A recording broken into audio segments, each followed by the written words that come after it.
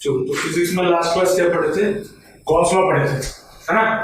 Gauss law समझा था। Gauss law क्या होता है, एरिया वेक्टर क्या होता है समझा था, और इलेक्ट्रिक फ्लक्स के बारे में समझा। आज के क्लास में हम बात करेंगे एप्लीकेशन ऑफ गॉस लॉ।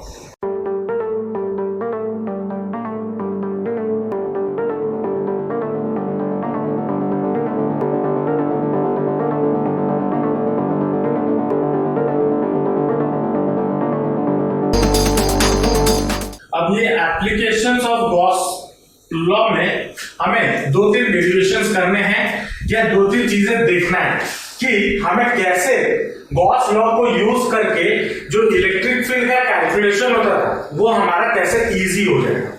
हमने इलेक्ट्रिक फील्ड निकाला हुआ है प्रीवियस क्लासेस में, due to infinite rod, finite rod, due to a circular ring, ये सब कैलकुलेट किए हुए ना। चलो, और वहां पे हमने बिना गॉस लॉ यूज करते हुए ये सब कैलकुलेट किया था, इलेक्ट्रिक फील्ड कैलकुलेट किया था। लेकिन अभी जब हम गॉस लॉ सीख चुके हैं तो गॉस लॉ को भी यूज करके हम इलेक्ट्रिक फील्ड निकाल सकते हैं। ये हमने गॉस लॉ पढ़ते वक्त देखा था, है ना? तो गॉस लॉ को यूज करके हम कैसे इलेक्ट्रिक फील्ड निकाल सकते हैं उस चीजों को देखना है। तो पहला चीज हमें जो देखना है, electric field due to infinite wire. अब अगर याद करो स्टार्टिंग के तीन क्लास थर्ड या फोर्थ क्लास में हमने electric field due to infinite wire calculate किया था, और वहां पे हमने डायरेक्ट कैलकुलेशन किया था, वहां पे हमने गॉस लॉ का प्रयोग नहीं किया था या यूज नहीं किया था। लेकिन आज हम जब electric field due to infinite wire निकालेंगे उसको गॉस लॉ यूज करके निकालेंगे। तो इसको जरा समझना। मान लो आपके पास एक इनफाइनाइट वायर है, ये ठीक है, ये हो गया इनफाइनाइट वायर। अब जब हम गॉस लॉ यूज करते थे, लास्ट क्लास हमने पढ़ा था कि जब भी हमें मान लो जैसे वहां पे क्या कहते हैं, एक पॉइंट चार्ज हुआ करता था प्लस क्यू, तो मैं इसके चारों ओर एक स्फीयर ले लेता था, 3 डायमेंशनल ऑब्जेक्ट, और उसको हम गॉसियन सरफेस बोलते थे, याद आ रहा है? वैसे ही यहाँ पे वायर के लिए मैं कौन सा गॉसियन सरफेस लूं? पहला चीज तो हमारा आ जाता है कि हमें यहाँ पे गॉसियन सरफेस लेना है। तो गॉसियन सरफेस लेने के लिए मैं तो स्फीयर से इसको कवर नहीं कर पाऊंगा। अगर स्फीयर से कवर कर लिया तो ये तो क्या बन जाएगा, फाइनाइट वायर बन जाएगा। तो मुझे इसको स्फीयर से कवर नहीं करना है, नहीं कर पाएंगे। तो उसके लिए मैं क्या गॉसियन सरफेस लूंगा, मैं एक सिलेंडर लूंगा, ठीक है? मान लो ये आपका सिलेंडर हो गया,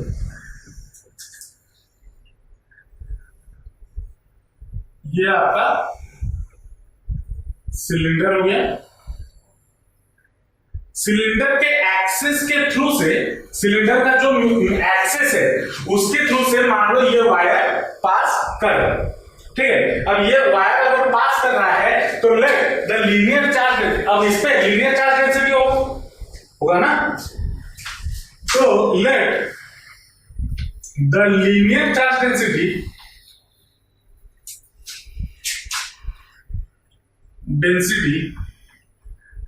on wire is equal to क्या है, लैम्बडा लेते हैं, लैम्बडा कूलम पर मीटर। क्यों होता था लैम्बडा इक्वल टू क्या होता था, dq अपॉन dr होता था ना। चलो, अब मैंने क्या किया, एक गॉसियन सरफेस इसके चारों ओर ले लिया जो कि कौन से शेप में है, सिलिंड्रिकल शेप में है, और इस पे ये जो वायर है उसमें चार्ज डेंसिटी हमारा कितना है, लैम्बडा है, ठीक है? इतना समझ में आया।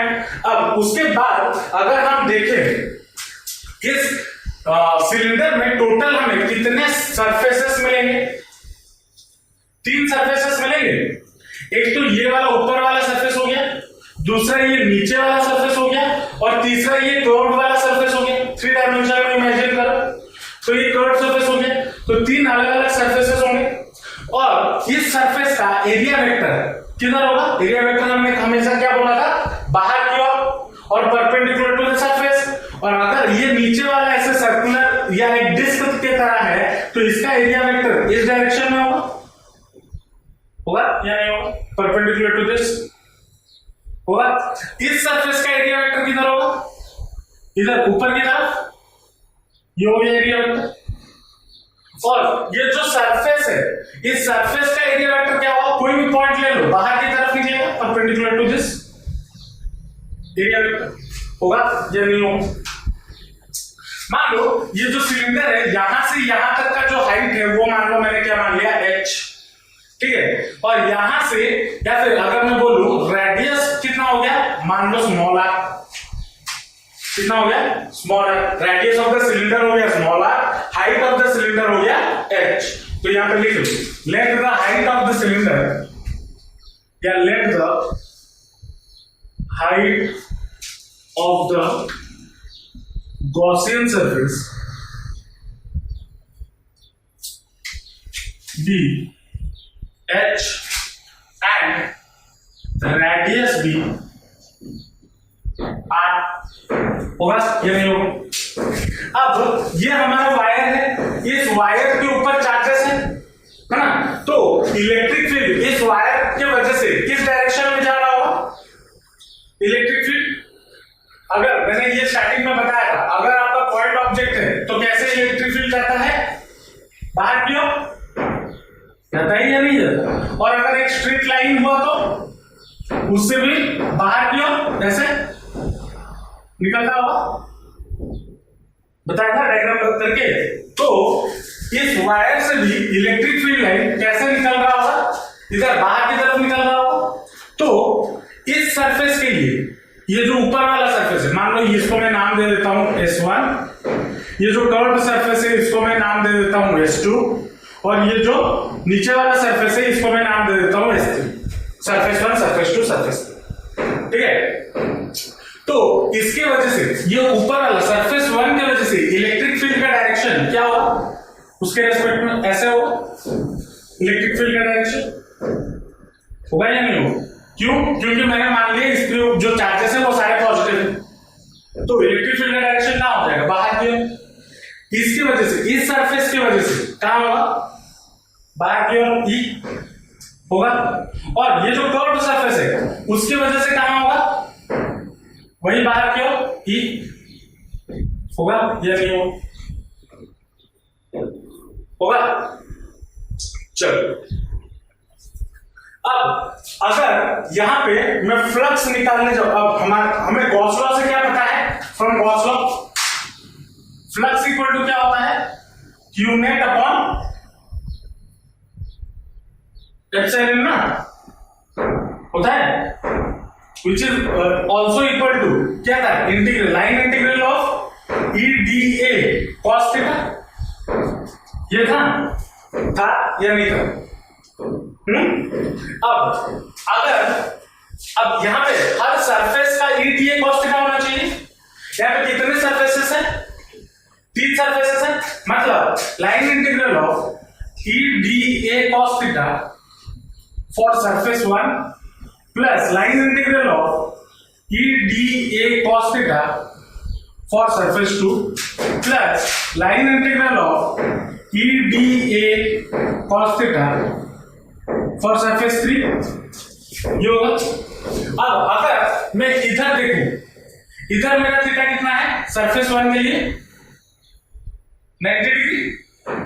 थीटा क्या होता है, angle between electric field and area vector, angle कितना है 90 डिग्री, तो cos थीटा कितना हो जाएगा, cos 90 0। वैसे सरफेस 2 के लिए थीटा कितना है 90 डिग्री, और cos थीटा कितना हो जाएगा 0। इसके लिए थीटा कितना है 0 डिग्री, तो cos थीटा कितना हो जाएगा 1 हो जाएगा। मतलब सरफेस 1 के लिए और सरफेस 3 के लिए जो वैल्यू होगा वो क्या होगा 0, सरफेस 1 के लिए, और सरफेस 3 के लिए 0 हो जाएगा। तो बचा कितना, integration of line integral of S2 E D A cos कितना था थीटा 1 cos 90, तो ये क्या बचा ई डी ए बचा। इलेक्ट्रिक फील्ड इसके वजह से क्या है, कांस्टेंट है, अरे इसके ऊपर चार्ज डेंसिटी तो कांस्टेंट होगा ना, इलेक्ट्रिक फील्ड तो चार्ज डेंसिटी, हाँ चार्ज डेंसिटी तो कांस्टेंट होगा ही होगा, इलेक्ट्रिक फील्ड भी कांस्टेंट होगा।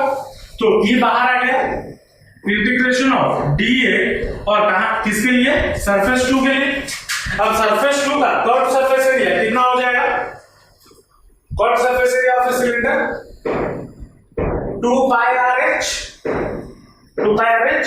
होता है, which is equal to कितना आ जाएगा, E into 2 into pi into R, हमने कितना रेडियस कितना लिया हुआ है R, अब वेक्टर R, और हाइट कितना गिवन है h, 2 pi RH होगा।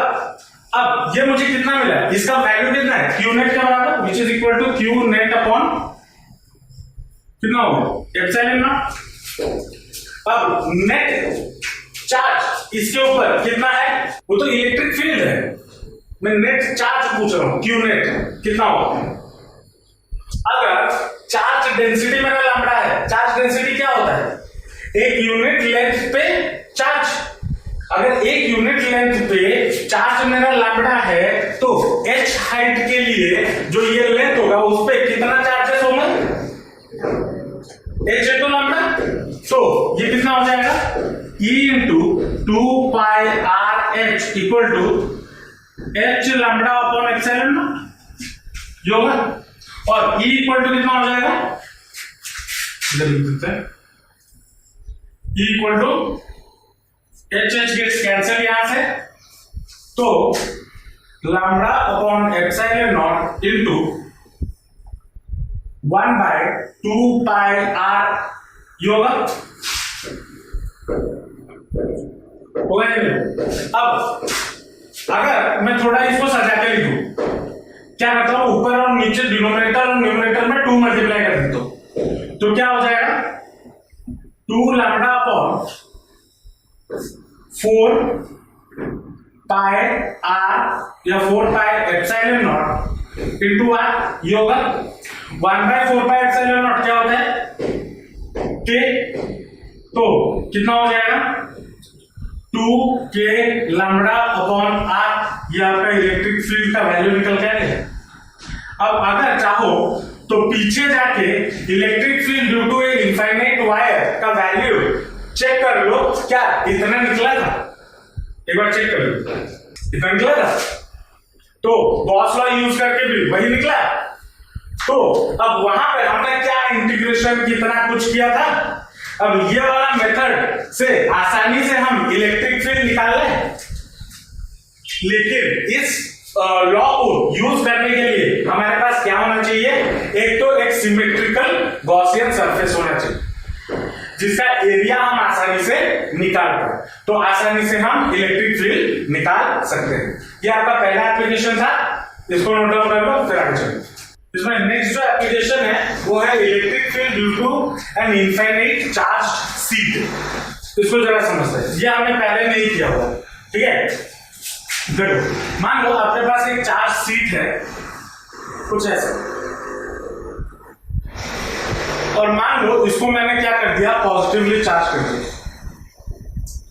अब ये पूरा इनफाइनाइट चार्ज है, मतलब इनफाइनाइटली लंबा है, मतलब एक रेक्टेंगल हो सकता है, क्यूब हो सकता है, ये हर डायरेक्शन में बढ़ रहा है, ठीक है। मैंने उसका एक छोटा सा सैंपल यहाँ पे बनाया था, जैसे वायर में एक छोटा सा पार्ट बनाया था, वैसे इसका एक छोटा सा पार्ट बना है। अब इसके वजह से मुझे इलेक्ट्रिक फील्ड निकालना है, ठीक है, इसके वजह से मुझे इलेक्ट्रिक फील्ड निकालना है। तो क्या करना है, पहला चीज एक गॉसियन सरफेस, ठीक है ना। तो गॉसियन सरफेस लेने के लिए इसमें बहुत सारे तरीके हैं, आप चाहो तो एक क्यूब ले सकते हो जिसके अंदर ये मौजूद हो, लेकिन क्यूब लेने में बहुत सारे 6 फेसेस हो जाएंगे, 6 फेसेस को कैलकुलेट करने में थोड़ा बहुत ज्यादा माथा पच्ची, मतलब दिमाग खराब होगा। तो हम क्या करते हैं, हम इस पे एक सिलेंडर ले, मतलब मैं एक सिलेंडर ऐसे इस पेपर के आर पार पास करा दे, ठीक है, समझ रहे हो या नहीं? मतलब एक पेपर हुआ मान लो ये, मैं इसके चारों ओर अंदर से एक सिलेंडर डाल दिया, ठीक है। अब अगर सिलेंडर डाल दिया तो इसमें कितने फेसेस हो गए सिलेंडर पे? 3 फेसेस। एक तो हो गया ये वाला फेस, दूसरा हो गया ये वाला फेस, तीसरा हो गया ये वाला फेस। मान लो लेट दिस वाला फेस आपका हो गया S1, ये वाला फेस मान लो S2, ये वाला फेस हो गया मान लो S3। हो गया। इसके वजह से S1 की वजह से एरिया वेक्टर मान लो इधर, S2 की वजह से एरिया वेक्टर इस तरफ ऊपर की ओर, और S3 की वजह से एरिया वेक्टर इस तरफ, ये वेक्टर होगा या नहीं होगा? चलो अब लेट इसका तो अब इसका सरफेस चार्ज ये तो लीनियर नहीं है ना, एक वन डायमेंशनल नहीं है प्लेट या सीट, तो इसका सरफेस चार्ज डेंसिटी होगा। तो let the surface charge density be, let the surface charge density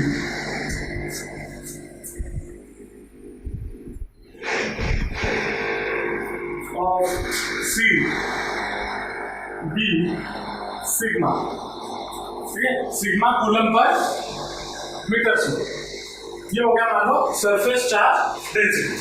अब इलेक्ट्रिक फील्ड एज बिकॉज ये पॉजिटिव है, यहां पे देख लो जरा, ये अगर पॉजिटिव है तो पॉजिटिव से कहां जाते हैं? बाहर की ओर। तो इलेक्ट्रिक फील्ड कुछ इस तरफ भी निकल रहे होंगे और कुछ इस प्लेट के पीछे की ओर भी निकल रहे होंगे, इस तरफ निकल रहे होंगे। तो इसके लिए सरफेस ए के लिए मैं इलेक्ट्रिक फील्ड का डायरेक्शन किधर होगा? इधर, ये होगा इलेक्ट्रिक फील्ड का डायरेक्शन होगा। इस सरफेस के लिए जो कर्व सरफेस है उसके लिए इलेक्ट्रिक फील्ड का डायरेक्शन किधर होगा? उसके लिए भी इस तरफ होगा ना, बाहर की तरफ। इलेक्ट्रिक फील्ड फॉर दिस, अब देखो सिलेंडर ऐसा रखा हुआ, इलेक्ट्रिक फील्ड लाइन इधर से इधर आ रहा है, इस सरफेस के लिए क्या होगा इलेक्ट्रिक फील्ड का डायरेक्शन?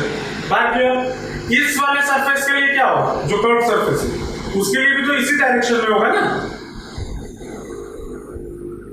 इलेक्ट्रिक फील्ड इधर से निकल के इधर आ रहा है ऐसे। पहले इलेक्ट्रिक फील्ड का ये किधर था? सीधा था ना, ऐसे लंबा, तो इधर से इसलिए बाहर निकल रहा था। सिर्फ इस डायरेक्शन में नहीं, इस डायरेक्शन में भी हो सकता है ना। अगर वायर ऐसा है तो इसमें से ऐसे निकलेंगे, लेकिन अगर प्लेट है, एक सरफेस है ऐसे, तो इसमें से इलेक्ट्रिक फील्ड कैसे निकल रहे होंगे? कुछ तो इस तरफ जा रहे होंगे और कुछ इस तरफ जा रहे होंगे। तो मैं इस तरफ वाले के लिए बात कर रहा हूं। तो अगर मैंने सिलेंडर ऐसा लिया हुआ है, सिलेंडर अगर ऐसा लिया हुआ है तो इलेक्ट्रिक फील्ड इसमें से कैसे निकल रहे हैं? इस तरफ बाहर गया, तो इलेक्ट्रिक फील्ड इस वाले पार्ट के लिए क्या होगा? इसके साथ जाएगा, जैसे इसका एरिया वेक्टर इधर, इलेक्ट्रिक फील्ड का डायरेक्शन भी इधर, लेकिन ये जो कर्व्ड सरफेस है इसका एरिया वेक्टर किधर होगा? परपेंडिकुलर, और इलेक्ट्रिक फील्ड किधर होगा? इस डायरेक्शन में होगा ना, वही चीज। तो इस वाले सरफेस के लिए इलेक्ट्रिक फील्ड का डायरेक्शन किधर होगा? इस तरफ होगा या नहीं होगा?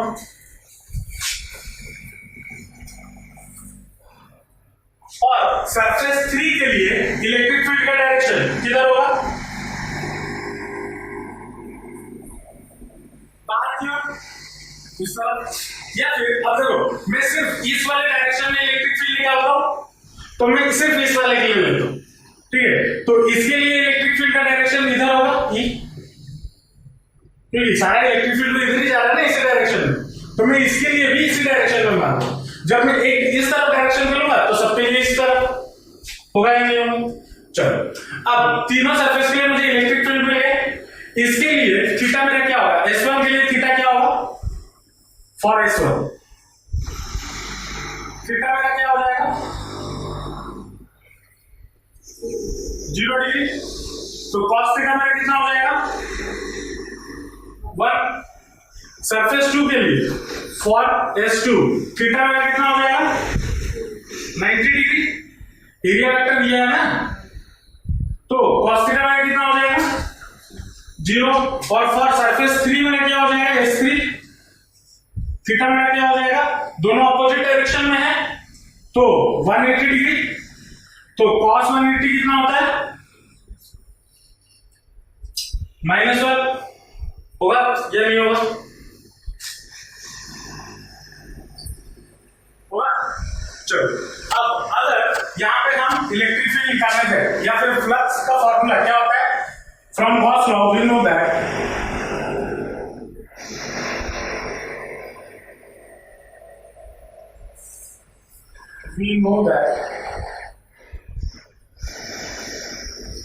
Integration q by epsilon naught is equal to क्या होता है? Integration surface integration of e dA cos theta है ना। अब इसके लिए कितना हो जाएगा? इंटीग्रेशन ऑफ सरफेस 1 के लिए e dA cos theta plus surface 2 के लिए e dA cos थीटा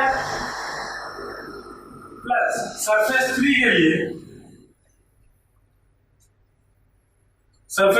लिए e dA cos थीटा।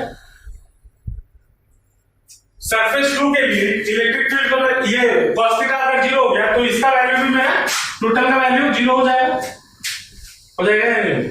अब इसके लिए मेरा क्या हो जाएगा? Integration of e dA cos theta का वैल्यू 1 तो ये 1 हो गया प्लस इसके लिए क्या हो जाएगा? cos थीटा का वैल्यू -1 तो इसको मैं क्या ऐसा लिख सकता हूं? इंटीग्रेशन ऑफ s3 ये हो गया s1 minus of e dA लिख सकता हूं या नहीं लिख सकता हूं? क्योंकि -1 होगा मैं माइनस को e के साथ मल्टीप्लाई कर सकता हूं या नहीं कर सकता हूं? हाँ? अब यहाँ पे और एक चीज गौर करने वाली बात है, हमने इलेक्ट्रिक फील्ड का डायरेक्शन किधर लिया था? इस तरफ और एरिया वेक्टर का डायरेक्शन इस तरफ। इसके लिए तो इनका जो मैग्नीट्यूड होगा डायरेक्शन कुछ भी हो जाए जो मैग्नीट्यूड होगा वो क्या होगा? सेम होगा इलेक्ट्रिक फील्ड का। चाहे मैं इस तरफ के लिए निकालूं या फिर इस तरफ के लिए निकालूं -e या जो e का मैग्नीट्यूड होगा वो क्या होगा? सेम होगा दोनों सरफेस के लिए, चाहे वो सरफेस 1 के लिए हो चाहे वो सरफेस 3 के लिए होगा ना। तो अगर हम इधर से मैग्नीट्यूड के बारे में बात करें तो that will be equal to integration of s1 e dA plus integration of s3 e dA ये होगा। तो मैग्नीट्यूड वाइज डायरेक्शन के बारे में बात नहीं कर रहा हूं, मैग्नीट्यूड वाइज तो ये होगा ना। तो अब यहां पे दोनों e कांस्टेंट है तो इसके लिए e बाहर आ जाएगा इंटीग्रेशन ऑफ dA और ये हो गया s1 प्लस इसके लिए भी e बाहर आ जाएगा और dA ये हो गया s2 सॉरी s3। अब सरफेस 1 और सरफेस 2 का एरिया कितना होगा? ये सर्कुलर डिस्क है तो एरिया क्या होगा? पाई स्क्वायर होगा ना। तो ये कितना हो जाएगा? E will be equal to E into pi are square plus E into pi are square ये होगा विच इज इक्वल टू कितना हो जाएगा? 2e पाई आर स्क्वायर ये होगा और this one is equal to क्या है? q अपॉन एप्सिलॉन नॉट आएगा। अब यहां पे अगर मैं इस टोटल इस वाले पार्ट का सरफेस चार्ज डेंसिटी यहाँ पे देखो ये टोटल सीट का सरफेस चार्ज डेंसिटी मेरा कितना है? सिग्मा। तो इतने पार्ट के लिए मेरा सरफेस चार्ज डेंसिटी कितना होगा? क्यों इतने का एरिया कितना होगा? इसका जितना एरिया हुआ इसका भी उतना ही एरिया होगा, सिलेंडर तो यूनिफॉर्म है तो इसका एरिया कितना होगा? Pi are square. तो इसका भी एरिया पाई आर स्क्वायर। तो सरफेस चार्ज डेंसिटी इतने के लिए कितना हो जाएगा? Pi are square into sigma. Therefore मैं इस तरफ क्या लिख सकता हूं? q नेट के जगह पे q के जगह पे क्या लिख सकता हूं? Sigma into pi are square by epsilon naught equal to कितना हो जाएगा? 2e पाई आर स्क्वायर ये लिख सकता हूं। Pi are square both side gets cancel तो इलेक्ट्रिक फील्ड कितना हो गया? Electric field will be equal to sigma upon 2 epsilon not होगा या नहीं होगा? तो electric field due to a infinite charge sheet के लिए मुझे कितना मिल गया? सिग्मा अपॉन 2 एप्सिलॉन नॉट समझ में आया कैसे कैलकुलेट किया? देखो, इसको रटने की कोशिश करोगे नहीं होगा, इसीलिए मैं धीरे धीरे हौले हौले समझाते हुए चल रहा हूं। समझ लो चीजों को, फिर घर पे जाके एक बार बुक पढ़ लेना, नोट पढ़ लेना, समझ में आ जाएगा। नेक्स्ट चीज जो हमें पढ़ना है या एप्लीकेशन में जो नेक्स्ट चीज पढ़ना है, उसको पढ़ने से पहले हमें कुछ चीजों का ध्यान रखना है। क्या ध्यान रखना, पहले ये समझ लेते हैं। हमारे पास मटेरियल्स कितने तरीके के होते हैं? दो तरीके के। एक हो सकता है कंडक्टर, दूसरा हो सकता है नॉन कंडक्टर या फिर इंसुलेटर बोल सकते हो। अब इससे कंडक्टर से मैं दो चीजें बना सकता हूं, एक है सेल, दूसरा है सॉलिड स्फीयर। बना सकता हूं या नहीं बना सकता हूं? बता दो। दूसरा है non conductor. Non conducting material से भी मैं सेल बना सकता हूं और एक सॉलिड स्फीयर बना सकता हूं। अब ये सेल क्या होता है, इसको जरा समझते हैं। सेल का मतलब होता है हॉलो स्फीयर, मतलब ये बॉल तो बना तो है लोहे से, लेकिन इसके अंदर क्या है? हवा है या फिर एयर है, उसका कुछ सर्टेन थिकनेस होगा, वो उसी से बना है, ठीक है। लेकिन जो सॉलिड स्फीयर है वो पूरा अंदर बाहर हर जगह लोहा ही लोहा मौजूद है, ठीक है। अब इसमें क्या होता है, खासियत क्या है? अब अगर मैं कंडक्टर में, चाहे वो सेल में हो या फिर सॉलिड स्फीयर में हो, अगर मैं चार्जेस देता हूं मतलब अगर मैं उसके ऊपर इंजेक्ट करता हूं, तो सेल में कहां पे आ जाएंगे? अगर मान लो ये सेल है, अगर मैं इसको चार्ज देता हूं तो सारे चार्जेस कहां पे आ जाएंगे? इसके सरफेस पे आ जाएंगे। अगर मैं मान लो सुई घुसा के इस पॉइंट पे, मैं बोलूंगा नहीं मुझे बाहर नहीं लाना है, मुझे इस सरफेस पे डालना है, तब भी क्या होगा? एज बिकॉज ये कंडक्टर है, चार्जेस फ्लो करके बाहर सरफेस की ओर आ जाएंगे। क्योंकि अब दिमाग में ये भी आ सकता है, सर सरफेस के अंदर की तरफ क्यों नहीं जाएंगे? क्योंकि हमने पढ़ा हुआ है electric field inside a conductor हमेशा क्या होता है? जीरो होता है, ठीक है। तो चार्जेस कहां आ जाएंगे? सरफेस के ऊपर आ जाएंगे।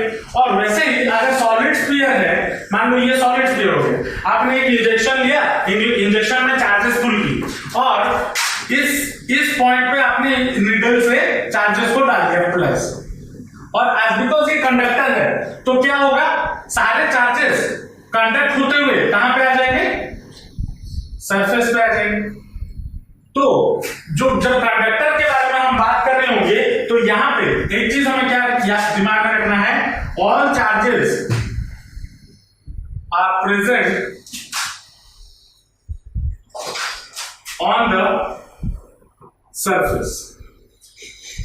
लेकिन अगर नॉन कंडक्टर के बारे में बात करें, चाहे आप सॉलिड की बात करो या फिर सेल की बात करो, अगर सॉलिड में हो, सेल में हो, आप अगर उसको सुई लगा के अंदर चार्ज दे देते हो तो चार्जेस उसी पॉइंट पे रहेगा, वो और कहीं बाहर फ्लो नहीं कर पाएगा, क्योंकि ये किससे बना हुआ है? इंसुलेटर से बना है या नॉन कंडक्टिंग सब्सटेंस से बना हुआ है, ठीक है। तो इसके लिए दिमाग में क्या रखना है? चार्जेस will be present या will remain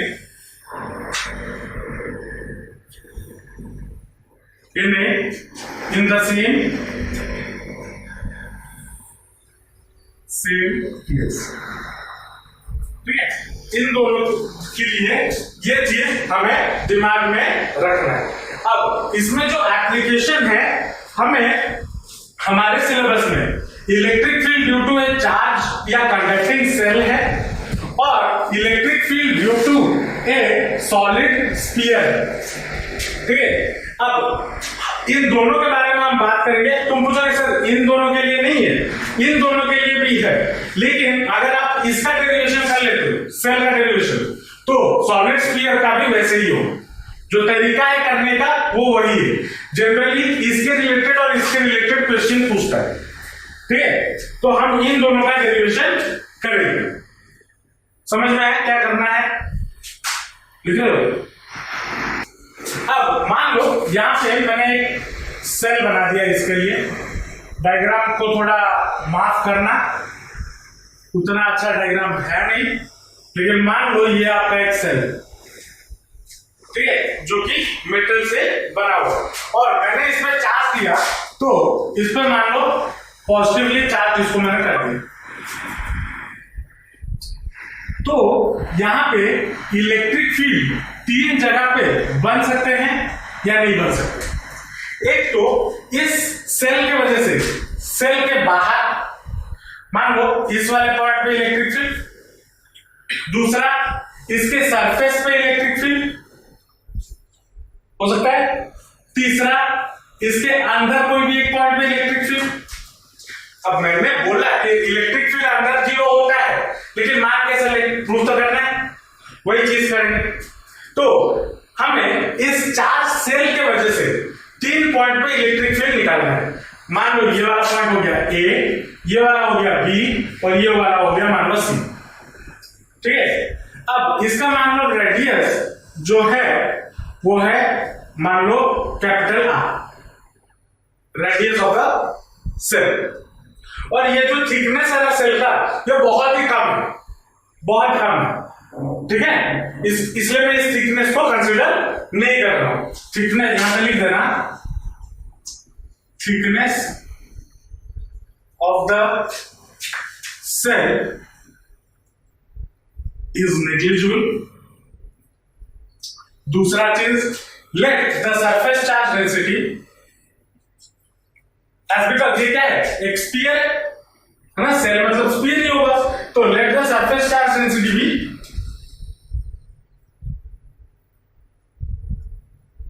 density B sigma, ठीक है। इतना तक समझ में आया? चलो मुझे पहले ए पॉइंट के लिए इलेक्ट्रिक फील्ड निकालना है। Electric field E at A, electric field at A. अब इलेक्ट्रिक फील्ड एट ए निकालने के लिए मुझे क्या करना होगा, पहला चीज एक गॉसियन सरफेस लेना होगा ना। तो मैं क्या करता हूं, यहां पे एक स्फेरिकल गॉसियन सरफेस ले लूं, स्फेरिकल गॉसियन सरफेस मैंने ले लिया, और इस गॉसियन सरफेस का जो रेडियस होगा यहां से यहां तक का, मान लो ये हो गया स्मॉल, कितना हो गया, स्मॉल। लिख लेना यहां पे, क्यों मैं यहां पे क्यों इस पे ज्यादा फोकस कर रहा हूं, जब मैं नेक्स्ट में जाऊंगा तुम कंफ्यूज हो। तो let the radius of Gaussian surface is small, ठीक है। अब गॉसियन सरफेस अगर स्मॉल आर है तो इलेक्ट्रिक फील्ड मेरा कितना हो जाएगा, क्या फॉर्मूला है, integral of line integral of E D A is equal to cos theta is equal to क्या हो जाएगा, क्यू बाय एप्सिलॉन नॉट। ये होगा, ये नहीं होगा, चलो। अब ई कांस्टेंट है, ई बाहर आ जाएगा। अब देखो इस वाले सरफेस के लिए अगर मैं इसका एरिया वेक्टर क्या होगा, बाहर की ओर इधर, सॉरी यहां पे अंदर चार्जेस मौजूद है, कहां, किसके अंदर मौजूद है, गॉसियन सरफेस के अंदर मौजूद है। ये जो चार्जेस हैं ये गॉसियन सरफेस के अंदर मौजूद है ना, तो इलेक्ट्रिक फील्ड कितना हो जाएगा, बाहर की ओर, पॉजिटिव है ना, बाहर की ओर। तो ये तो हो गया आपका एरिया वेक्टर, और इलेक्ट्रिक फील्ड का डायरेक्शन कितना हो जाएगा, ऐसे ई, तो दोनों के बीच में एंगल कितना हो जाएगा, 0, चाहे आप कोई भी पॉइंट पे ले लो। तो cos थीटा कितना हो जाएगा, cos थीटा 0 होगा या 1 होगा, cos थीटा 1 होगा। तो ई कांस्टेंट बाहर आ गया, line integral of D A is equal to Q upon epsilon naught, यहां पे क्यू नेट हमेशा लिखना। तो डीए कितना हो जाएगा, surface area of the Gaussian surface कितना हो जाएगा, 4 पाई आर स्क्वायर। स्फीयर का एरिया क्या होता है, surface area 4 pi are square होता है। कौन है तो क्वेश्चन, तो मुझे सुन, 4 पाई आर स्क्वायर, तो E इंटू 4 पाई, मैंने रेडियस कितना लिया हुआ है गॉसियन सरफेस का, small R, 4 pi are square is equal to Q net आपका कितना हो जाएगा,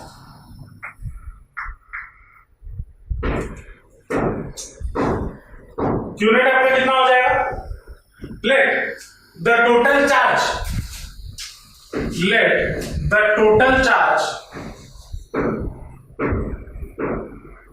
बी कैपिटल क्यू, और कैपिटल क्यू का वैल्यू क्या हो जाएगा, सिग्मा इंटू कितना, इसका इस स्फीयर का जो रेडियस है 4 पाई स्क्वायर, क्योंकि सेल जो है, सेल इतना ही तो है, तो टोटल चार्ज क्या हो जाएगा, एक छोटे से एरिया में सिग्मा, तो टोटल एरिया में कितना हो जाएगा, सिग्मा इंटू 4 पाई स्क्वायर, और वो कौन सा आर होगा, ये कैपिटल आर, क्योंकि इसको मैंने रेडियस ऑफ द सेल लिया हुआ है, तो Q sigma into 4 pi capital R का स्क्वायर ये होगा। तो यहां पे क्यू नेट के बदले मैं क्या लिख सकता हूं, capital Q upon epsilon not लिख सकता हूं। तो E इक्वल टू कितना हो जाएगा, capital Q upon 4 pi are square into epsilon naught ये होगा। इसको इतना ही करो। तो electric field outside the cell कितना हो गया, Q upon 4 pi R into 4 pi square into epsilon naught हो गया, ये नहीं हुआ। चलो नेक्स्ट आते हैं on the surface. On the surface मतलब at point B, at point B electric field निकालना, electric field at B, B के लिए कितना हो जाएगा इलेक्ट्रिक फील्ड, क्या वही फॉर्मूला, वही Gauss law, line integral of E dA cos theta equal to Q net upon epsilon naught ये होगा।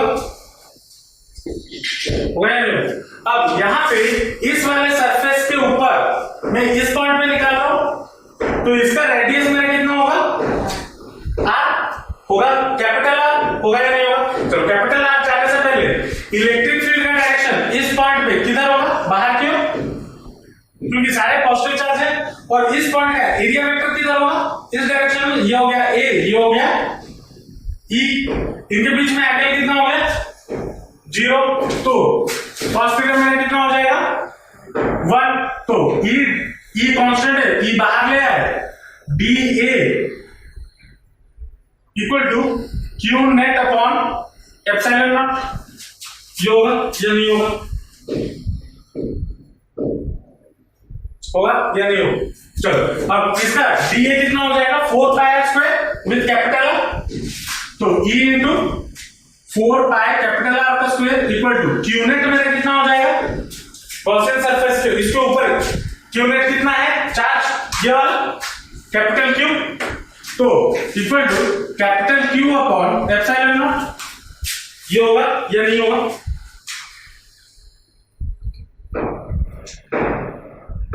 होगा या नहीं होगा। चलो तो E इक्वल टू मुझे कितना मिल गया, Q upon 4 pi epsilon naught into capital R का स्क्वायर ये मिल गया, मिला या नहीं मिला, मिला। अब आते हैं पॉइंट सी पे, ठीक है,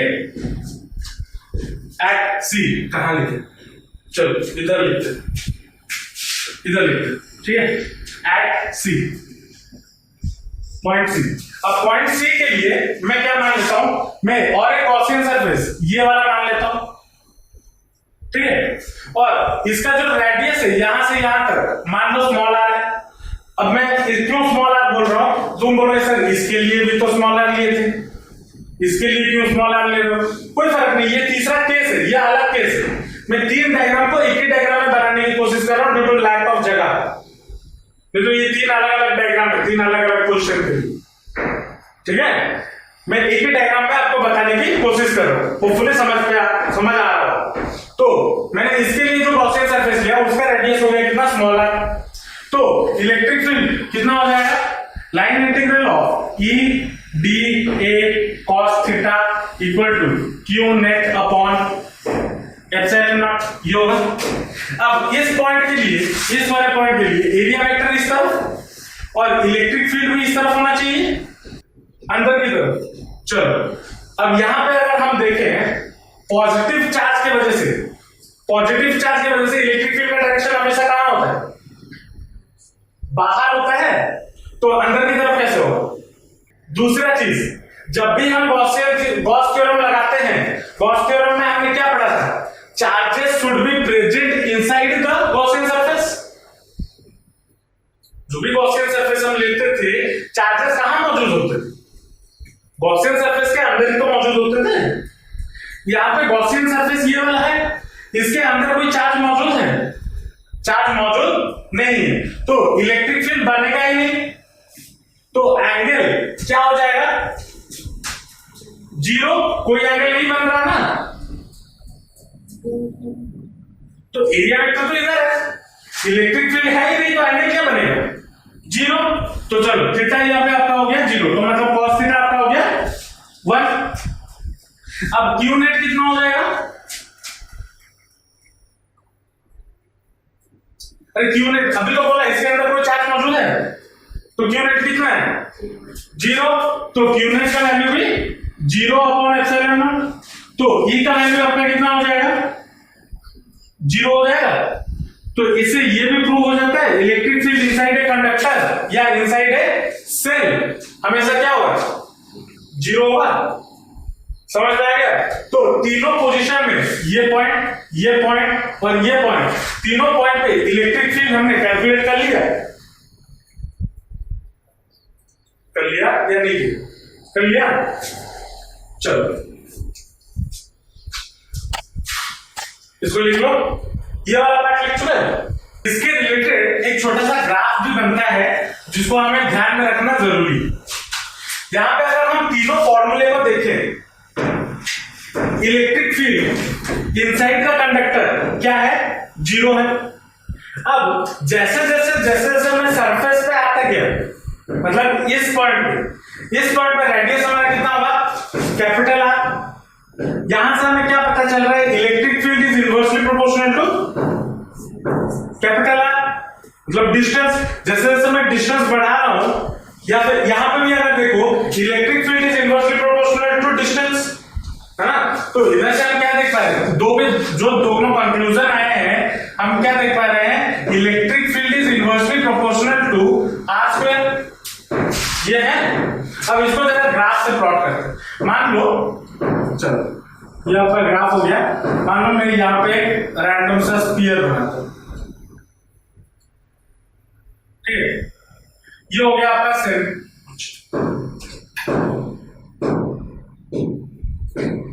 ये मान लो आपका सेल का ये हो गया, ये मान लो आपका सेंटर हो गया ऊपर, ठीक है। और ये वाला क्या हो गया, आर हो गया, मतलब आर जो बढ़ रहा है। और यहां पे ये मान लो इलेक्ट्रिक फील्ड का डायरेक्शन हो गया, ठीक है। वाई एक्सिस आपका इलेक्ट्रिक फील्ड का डायरेक्शन हो गया, और ये आपका क्या हो गया, डिस्टेंस का डायरेक्शन, और डिस्टेंस का ये हो गया, है ना। अब यहां से यहां तक, जब तक सेंटर से लेके यहां तक, जब तक सरफेस पे ना पहुंचे थे, यहां पे इलेक्ट्रिक फील्ड का वैल्यू कितना था, जीरो था। मतलब इलेक्ट्रिक फील्ड यहां पे क्या हो रहा था, कोई चेंजेस नहीं हो रहा था, मतलब जीरो था, कांस्टेंट था या नहीं था। लेकिन जब हम इधर से बाहर गए,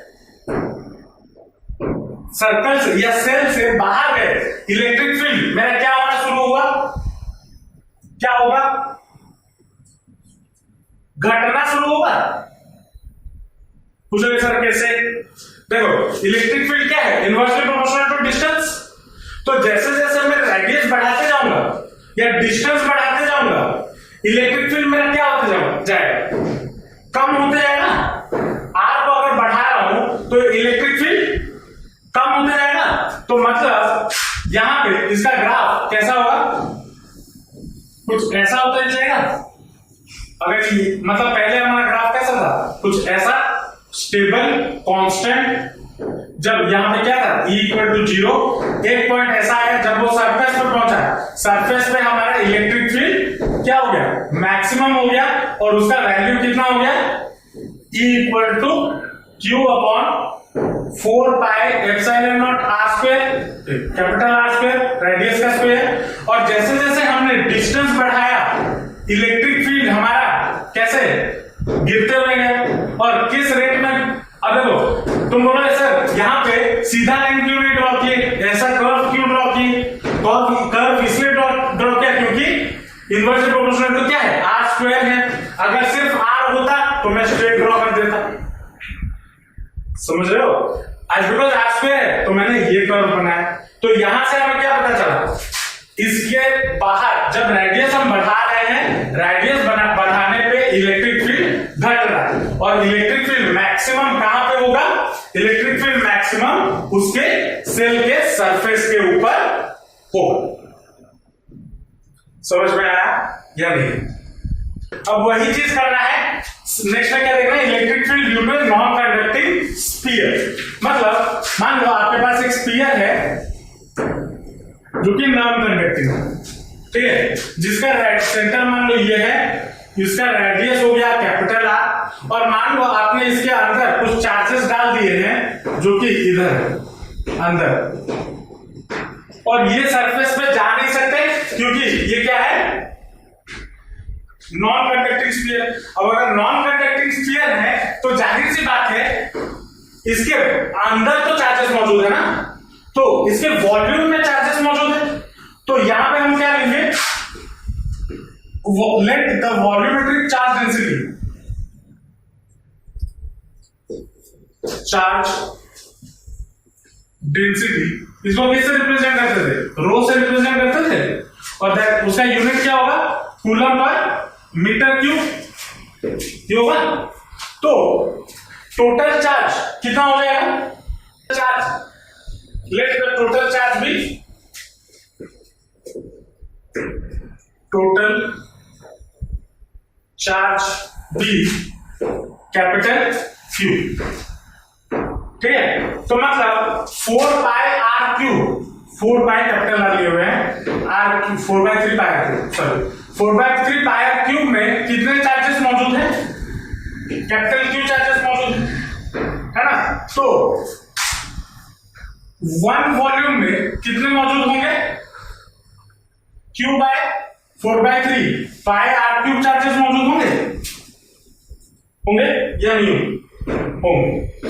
चलो ये कैलकुलेशन मैंने क्यों किया अभी थोड़ी देर में पता चलेगा, ठीक है। चलो अब मुझे इस स्फीयर के 3 पोजीशन पे इलेक्ट्रिक फील्ड निकालने हैं। एक तो इधर, दूसरा इधर, तीसरा इधर, मतलब एट ए, ये बी, ये सी है। अब इधर अगर मैं क्या करूं, गॉसियन सरफेस ड्रॉ कर लिया, गॉसियन सरफेस मैंने ड्रॉ कर लिया, और इसका रेडियस मैंने कितना मान लिया, मान लो स्मॉल आर। तो at point A electric field मेरा कितना हो जाएगा, line integral of E D A cos theta equal to कितना हो जाएगा, क्यू अपॉन एप्सिलॉन। ये होगा या नहीं होगा, होगा। अब यहां पे अगर सपोज मान लो ये कंडक्टिंग होता तो इलेक्ट्रिक फील्ड का डायरेक्शन किधर होता है, इस पॉइंट के लिए बाहर क्यों, क्योंकि पॉजिटिव है। अब और एरिया वेक्टर का डायरेक्शन क्या होता है, बाहर क्यों, तो थीटा मेरा कितना हो जाएगा 0, तो मतलब cos थीटा कितना हो गया 1। तो और इलेक्ट्रिक फील्ड मेरा कांस्टेंट है तो बाहर आ गया, integral of dA equal to Q upon epsilon naught, ये होगा। इसका एरिया कितना हो जाएगा, गॉसियन सरफेस का एरिया, ये वाला गॉसियन सरफेस है, इसका रेडियस मैंने स्मॉल आर लिया हुआ है, तो इसका एरिया कितना हो जाएगा गॉसियन सरफेस का,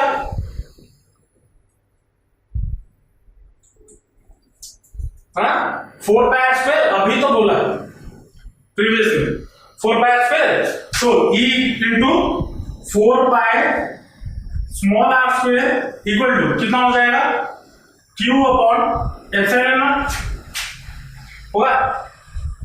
अब टोटल चार्ज इस स्फीयर के अंदर, मतलब गॉसियन सरफेस के अंदर टोटल चार्ज कितना है, कैपिटल क्यू।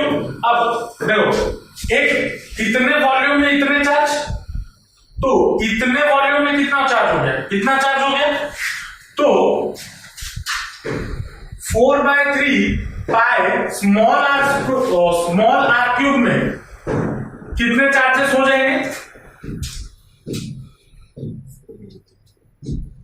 इसको मल्टीप्लाई कर देंगे इसके साथ, तो क्या हो जाएगा Q/4/3 pi capital R cube into 4/3 pi small r cube, ये होगा 4/3 पाई गेट्स कैंसिल, तो कितना बचा Q are cube by capital R cube, ये बन जाएगा,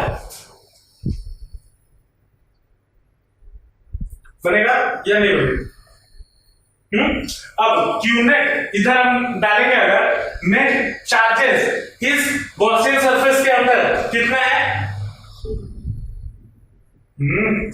इस गॉसियन सरफेस के अंदर, ये गॉसियन सरफेस ये है ना, इस गॉसियन सरफेस के अंदर कितने चार्जेस है, नेट चार्ज क्यू है, कैपिटल क्यू जो मैंने लिखा हुआ है, तो चलो इसको, इसके लिए ये क्या हो जाएगा, E equal to capital Q upon 4 pi small r square into epsilon naught, ये हो जाएगा, होगा या नहीं होगा, कुछ नहीं सर ये क्यों कर रहे थे, रुको सर समझ करो, ये होगा। चलो अब एट द सरफेस कैलकुलेट करते हैं, एट बी अगर कैलकुलेट करें तो कितना हो जाएगा, सरफेस लाइन इंटीग्रल ऑफ, मैं डायरेक्ट कर रहा हूं, EDA इक्वल टू Q/एप्सिलॉन नॉट, ये होगा, मुझे पता है थीटा बार बार बोलने की जरूरत नहीं है, पता है वो 0 होता है थीटा का वैल्यू, तो cos थीटा 1 होता है, ठीक है, तो ये कांस्टेंट है बाहर आ गया, और इसका एरिया, इस सरफेस इसका एरिया कितना हो जाएगा, इस स्फीयर का 4 pi capital R square G into 4 pi capital R square equal to Q upon epsilon naught, ये होगा। अब यहां पे नेट चार्ज कितना है, कैपिटल Q है ना, तो ये कितना हो जाएगा, E will be equal to capital Q upon 4 pi capital R square into epsilon naught, ये बन जाएगा, बनेगा या नहीं बनेगा। अब आते हैं उसके अंदर, यहां पे जरूरत पड़ेगा ये वाला कैलकुलेशन, एट सी के लिए मैं इस पॉइंट के लिए क्या गॉसियन सरफेस चूज करूंगा, मान लो इतना सा गॉसियन सरफेस, इसका रेडियस हो गया कितना, स्मॉल आर, तो ये कितना हो जाएगा, line integral of EDA equal to Q net upon epsilon not, होगा या नहीं होगा, ये कांस्टेंट है बाहर आ गया, गॉसियन सरफेस का एरिया कितना हो जाएगा, 4 पाई स्मॉल आर स्क्वायर, ये होगा, लेकिन Q नेट में फर्क आएगा,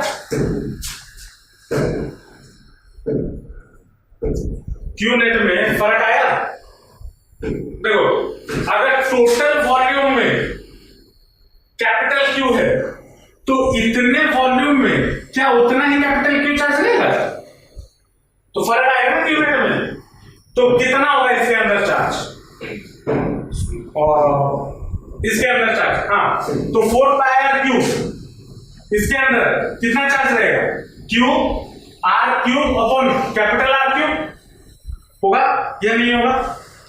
अब अगर इसको in terms of rho express करें तो कितना हो जाएगा, 4/3 pi capital R cube into sigma, sorry rho into rho, ये होगा या नहीं होगा।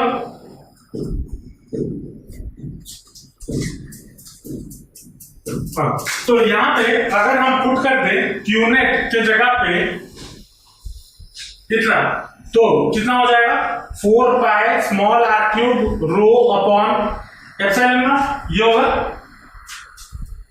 अब याद रखो 4 pi gets cancel, r square और एक आर गेट्स कैंसिल, मतलब 2 आर गेट्स कैंसिल, तो इलेक्ट्रिक फील्ड इक्वल टू कितना हो गया, rho r upon epsilon naught, ये हो गया या नहीं होगा या नहीं होगा? अब इसको, लेकिन मुझे इससे कुछ पता नहीं चल रहा है इसके साथ, ये दोनों तो चलो पता चल गए, इन टर्म इधर से पता चल रहा है कि inversely proportional to are square है, लेकिन यहां पे थोड़ा प्रॉब्लम दिख रहा है, तो इसको मैं इस फॉर्म में लाना चाहता हूं। तो मैं क्या कर सकता हूं? यहां तक समझ में आया? हाँ, अब चलो इन टर्म, ये क्या है? In electric field in terms of rho. अब अगर मुझे इलेक्ट्रिक फील्ड निकालना हो इन टर्म्स ऑफ क्यू के फॉर्म में, इलेक्ट्रिक फील्ड इसके नीचे लिखना, electric field in terms of Q के फॉर्म में अगर लिखना हो तो क्या हो जाएगा? E into 4 pi small R square equal to Q net ना, Q net upon epsilon naught. Q net मुझे इन टर्म्स ऑफ क्यू कितना मिला था? इतना चार्ज मिला था, capital q into small r cube divided by capital R cube. यहां से हम कैलकुलेट कर रहे थे ना, अगर 4/3 पाई आर क्यूब में कैपिटल क्यू चार्ज रहा तो एक वॉल्यूम में इतना, तो इतने वॉल्यूम में कितना आएगा? Q small r cube upon capital R cube. तो क्यू नेट की जगह पे कितना आ जाएगा? Q into small r cube divided by capital R cube divided by epsilon naught. ये होगा या नहीं होगा? अब इसको अगर हम सॉल्व करें तो E into 4 pi r square is equal to q small r cube by epsilon naught into capital R cube, ये होगा। अब स्मॉल आर क्यूब और यहां से आर स्क्वायर और यहां से 2 आर गेट्स कैंसिल, तो E इक्वल टू मुझे कितना मिल गया? Q small r upon 4 pi epsilon naught into capital R cube, ये मिला या नहीं मिला?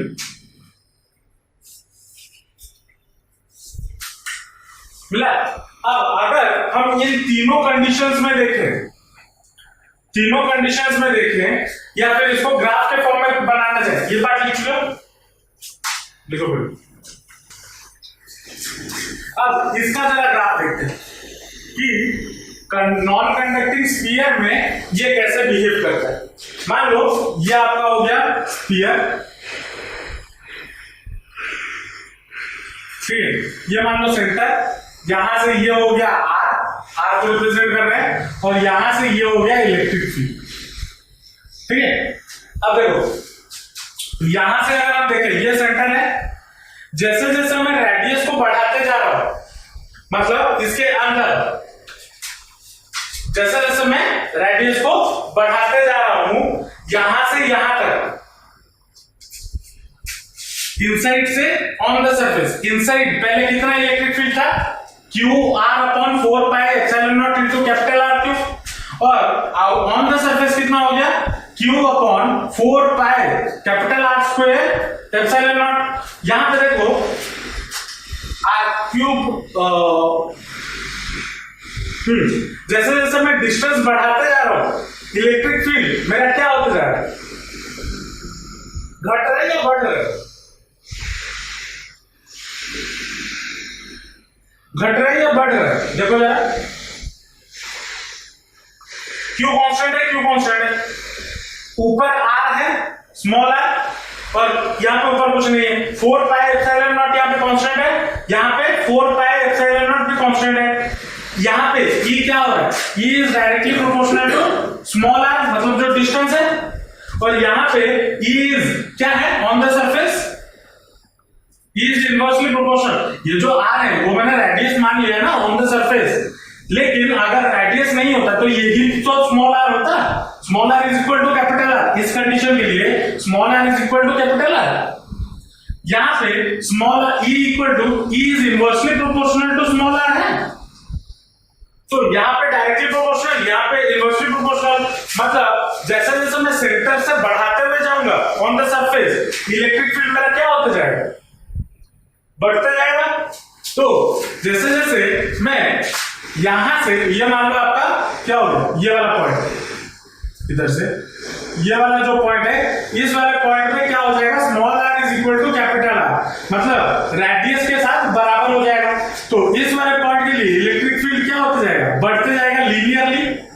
अब लीनियरली क्यों बढ़ते जाएगा, यहाँ पे आपने देखा E is directly proportional to R है, इसीलिए तो E is directly proportional to R के लिए ये हो गया इनसाइड द स्फीयर। और जब हम बाहर आ जाएंगे, मतलब स्फीयर से बाहर आ जाएंगे, यहाँ पे क्या हो रहा है, इनवर्सली प्रोपोर्शनल, यहाँ पे E is inversely proportional to R और यहाँ पे भी E is inversely proportional to R, लेकिन कैसे है, इन टर्म्स ऑफ स्क्वायर। तो यहाँ पे कर्व क्या हो जाएगा, कैसे हो जाएगा, तो ये हो गया E is inversely proportional to 1/r³ r², ये हो गया। तो यहाँ पे नॉन कंडक्टिंग स्फीयर में अगर हम देखें तो जैसे जैसे हम सेंटर से ऑन द सरफेस की ओर जाएंगे, इलेक्ट्रिक फील्ड मेरा क्या हो रहा होगा, लीनियरली बढ़ रहा होगा, और जैसे ही हम सरफेस से बाहर चले जाएंगे, इलेक्ट्रिक फील्ड मेरा घटता हुआ जाएगा। ये ग्राफ के बेसिस पे 2-3 न्यूमेरिकल या एमसीक्यूज बन सकते हैं, ठीक है। Inside the non conducting sphere electric field कैसे डिपेंड करता है डिस्टेंस के साथ, outside the sphere non conducting sphere कैसे डिपेंड करता है। तो ये ग्राफ बहुत इंपॉर्टेंट है, ये दोनों ग्राफ जो मैंने अभी बताया, दोनों से स्फीयर्स और सेल के लिए ये बहुत इंपॉर्टेंट है, इसको दिमाग में रखना है, ठीक है। इसी के साथ आपका जो चैप्टर नंबर 1 है उसका थियोरेटिकल पोर्शन खत्म होता है। नेक्स्ट क्लास हम इसके रिलेटेड बोर्ड में गॉस लॉ के रिलेटेड गॉस लॉ के रिलेटेड जो क्वेश्चंस आपके बोर्ड में आए हुए हैं वो करेंगे, ठीक है। थ्योरी पार्ट पोर्शन पूरा खत्म हो गया, डेरिवेशन थ्योरी जो भी है। अब हम इसके बेसिस पे न्यूमेरिकल क्वेश्चन बोर्ड में हमारे कैसे मिलते हैं वो सबको देखेंगे, ठीक है। चलो आज के लिए इतना रखते हैं, मिलते हैं नेक्स्ट क्लास।